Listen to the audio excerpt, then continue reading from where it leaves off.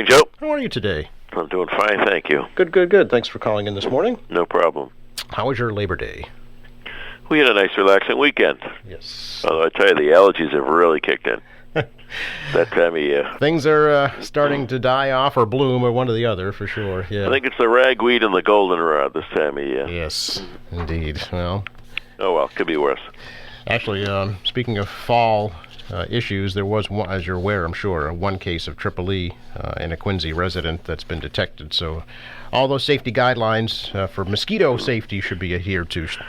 Yes, we're told she got it in Plymouth, but it's a reminder to all of us, And, if you got a backyard with anything standing water, you should get rid of it. Water after a rain or shower, water collects in different areas and could be on top of a trash barrel, but it doesn't take long for the mosquito larvae to begin to work, and all of a sudden you get mosquitoes chomping on you. So it's a good idea to make sure you get nothing in the air that collects water and standing water. Absolutely, yeah.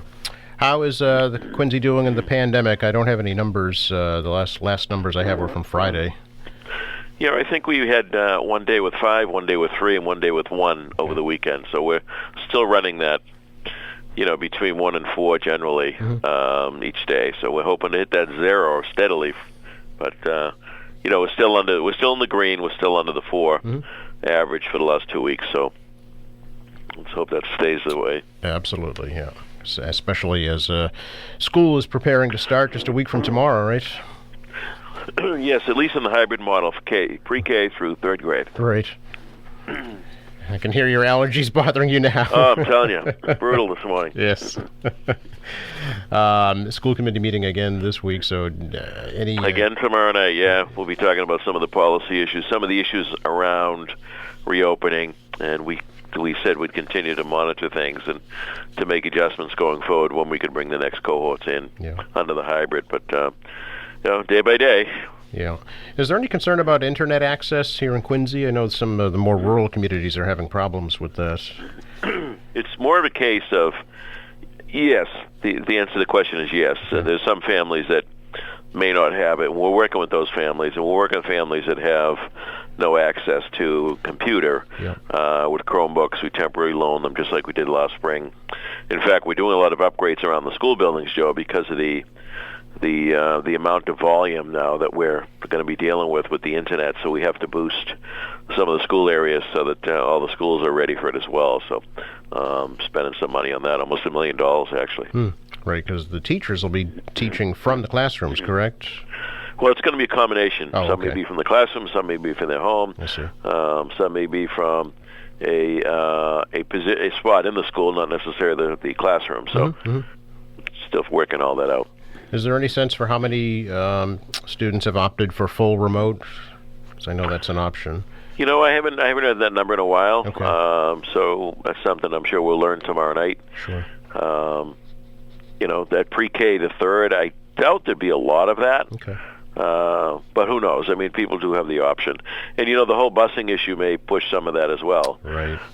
Where you can't, we just can't physically pick these kids up now with the rules on the buses because of the social distancing, which is crazy. So that may force some of those folks that have no option if they can't get their child to school to do the remote. So we'll see what happens. Okay.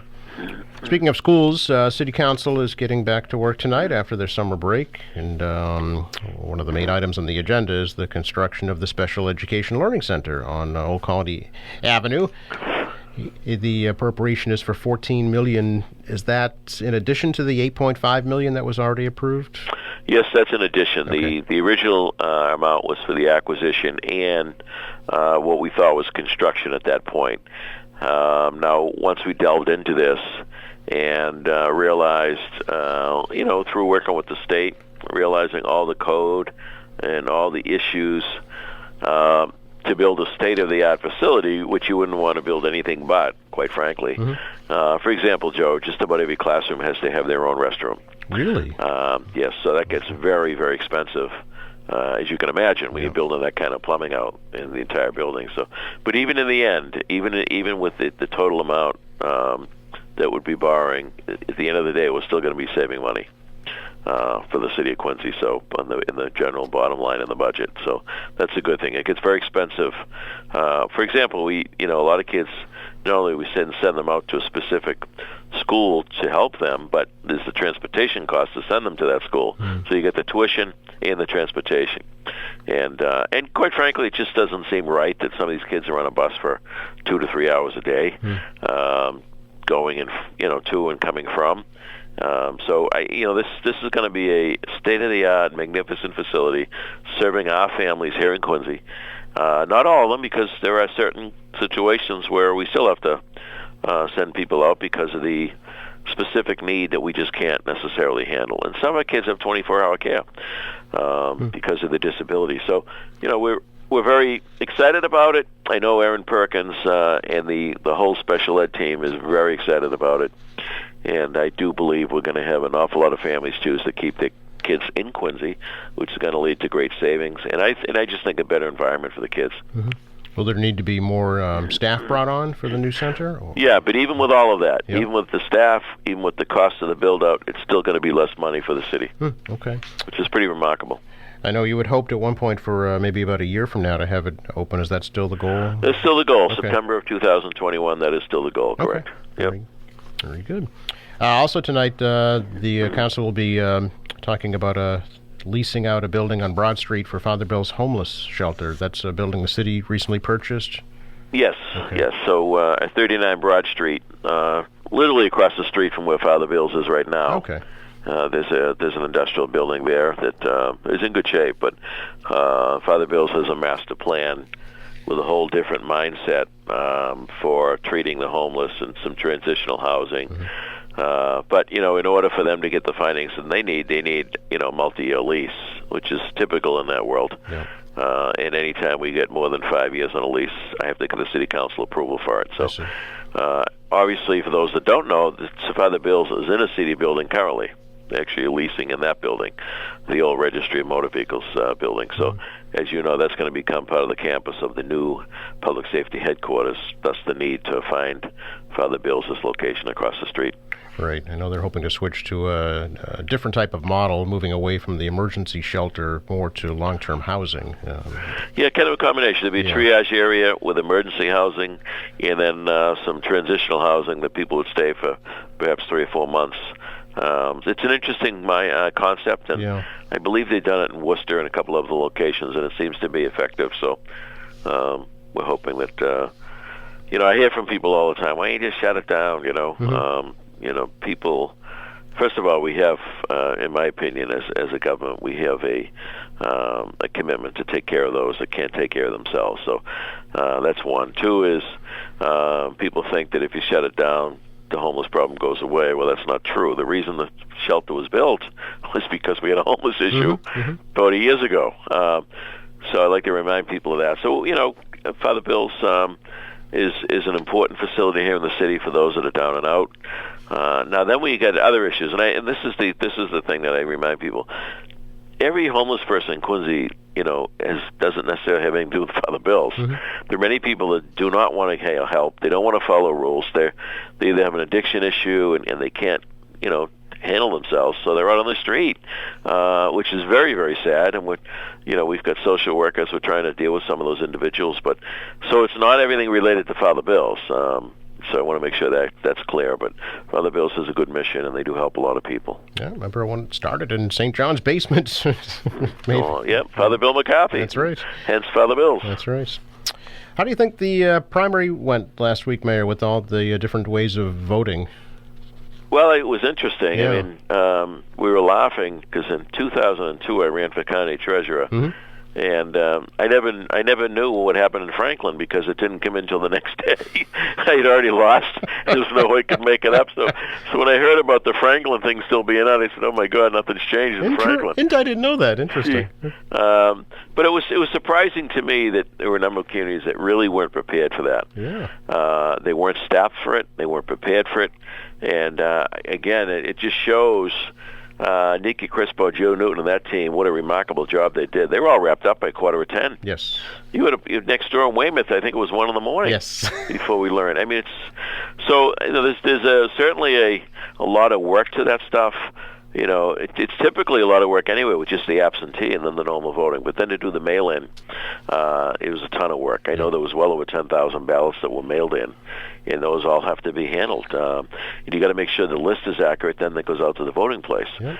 You don't want people voting twice. You don't want confusion. So I mean, it's a lot of work to it. I certainly agree with encouraging people to vote. But the flip side is sometimes they say, I understand, and typically the elderly, those that can't make it out or are going away, they vote absentee, which is perfect. Mm-hmm. But, I don't want to make people too lazy. I mean, it is a privilege that we have, and I understand this is under the COVID, but I still like to go down, say hello to election workers. I love to put my ballot through that ballot box. It's such a great feeling. I know it sounds corny, but it's such a great feeling as an American. What a privilege we have. I mean, there's people around the world that would walk 20 miles to have that opportunity. We got 24 voting locations in Quincy. It couldn't be any easier. 7 in the morning to 8 at night. So I just hope that this doesn't become a permanent thing, because I think it's going to have a long-term effect on the amount it's going to cost for elections. Obviously, significant money when you start mailing like that to that extent. Mm-hmm. But if from the mindset, if it's to get us over the hump through the COVID, keep everything protected, I understand it and I support it. But I hope people don't get used to it. I think we got to get back to a process by which I think you have to make a little bit of an effort. According to Representative Chan, it's actually utilizing kind of a loophole in the law that allows for mail-in voting during acts of God. So they're considering COVID an act of God. There would have to be a change in the law to have it permanently. Well, I think the COVID's an act of devil. I don't think God put this here. But anyway, we'll get into that with Tacky. Mayor, I know you're well aware, of course, that the compressor station in North Weymouth has received permission to go ahead with testing. I know this has been an ongoing battle with just about every elected official on the South Shore. Your feelings about that? It's very disappointing. Yeah. It truly is. I mean, we've all worked very hard on this. I mean, the group of citizens that from day one have been on this, Alice and the team, they've been just remarkable. Brad Kroll was on it early, the Ward 2 councilor, the Weymouth contingent. Mm-hmm. Jamie Murphy, the rep in Weymouth, obviously Ron Marino at Quincy Point, excuse me, Congressman Lynch. I mean, everybody from day one has been on this. And unfortunately, the federal guidelines and laws that were put in place in the 30s to get commerce moving and to allow for piping to get all over the country, unfortunately, I think that has a lot to do with why we couldn't slow this down. I guess we did slow it down to some degree, but stop it. And to me, it's extremely disappointing. And it's very few times when you have every elected official rowing in the same direction. I mean, councilors, mayors, state reps, state senators, the congressmen, the 2 U.S. senators. I mean, everybody was on the same page with this. And so it's disappointing. It really is. Is there anything more that you think that can be done? Well, I know that the legal team's still on it. Is still appealing this. I think they were allowed to continue during the appeal. So, there's a shot, I suppose, a long shot that some appeal may hit, and then they wouldn't be able to operate. And the other part of this is which is disturbing as well, Joe, is look, the Fall River Basin area is already overburdened with industrial use. So the air quality down there already has some challenges. But one could argue, well, at least with those uses over the years, especially the shipyard in all those years, people derived something from it. People made a living there. This operation is selling gas off. It has no benefit locally. It has, either way, no benefit to us economically and no benefit to us energy-wise. So that to me is even more disappointing and disturbing. That here we got to put up with that, and there's no benefit to the community. Well, folks should be prepared. I know that the group Frax is asking that any kind of testing be sent out as an alert through the city website, just to let folks know, I guess, that it's happening at least. Correct. Yeah. Mayor, today is the 2-year anniversary of the dedication of the Hancock Adams Common. Isn't that amazing? Yes. I was reading that in the Quincy Historical Society's Quincy Book of Days, and my, how things have changed over the past 2 years. Sure have. But the place still looks terrific.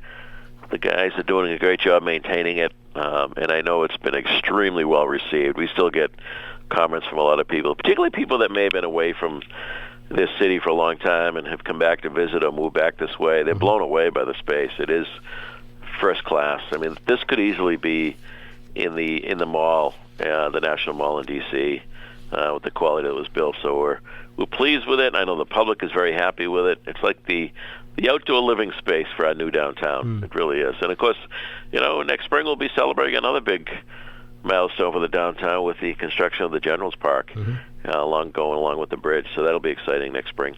Yeah, I know you're anticipating, hoping have folks back out again enjoying outdoor events there. Let's hope, yes, indeed. Have a wonderful day, Mayor. Good to talk to you. Thanks. You also, Joe. Bye-bye. Bye.